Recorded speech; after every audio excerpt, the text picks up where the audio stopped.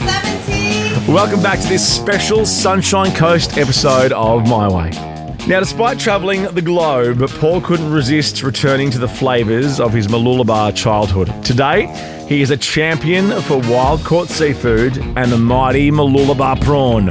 It's a really full circle experience, being down here as a young boy and hanging around and surfing and swimming and fishing. I did my diving license when I was 15 at the wharf. And coming back here and running this company is just amazing. Every day I pinch myself. I'm Paul, and this is my catch of the day.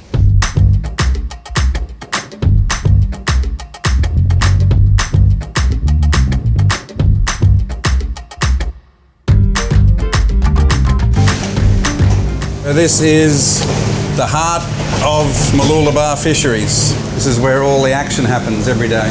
This was the Mooloolaba Fisheries Co-op. It's the birthplace of the Mooloolaba prawn in essence, because nothing else was here. Born in Toowoomba, grew up in Ipswich, and we'd come up here often for family holidays.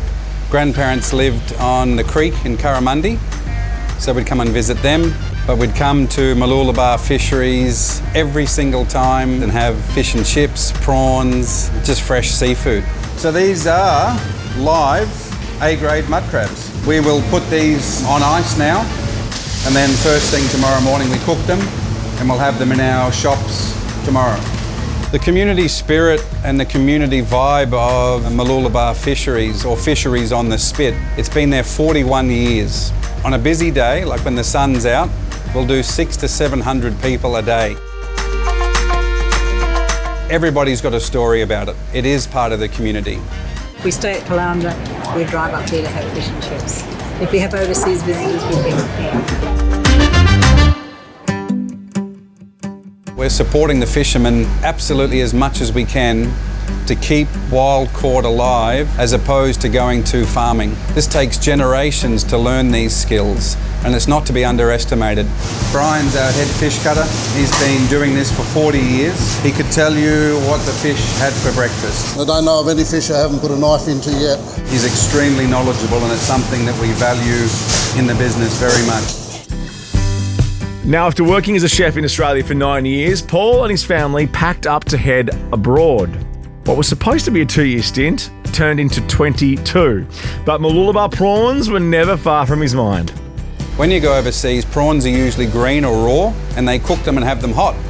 But every country that I worked in, I would cook the prawns, chill the prawns, and introduce them to the Australian way of eating prawns. So we'd come back to Australia every year, and the first thing that I would do is get a kilo of Mooloolaba prawns and a cold beer, and I would go to a quiet place, either on the beach or near the beach, and just enjoy what I would call the essence, really, of Queensland. And that's what I missed.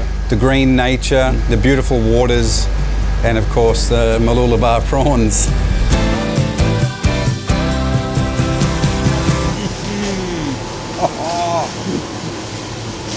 They are so good.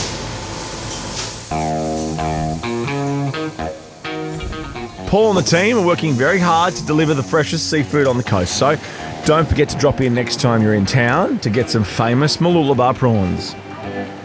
Can't wait to eat it. So I've got a post there. This is from August 5th, 2018. And it says, Queensland Mooloolaba prawns, that is our entire family's go-to meal. And it's a picture of a bowl of Mooloolaba prawns. So that tells you how much I've loved them forever.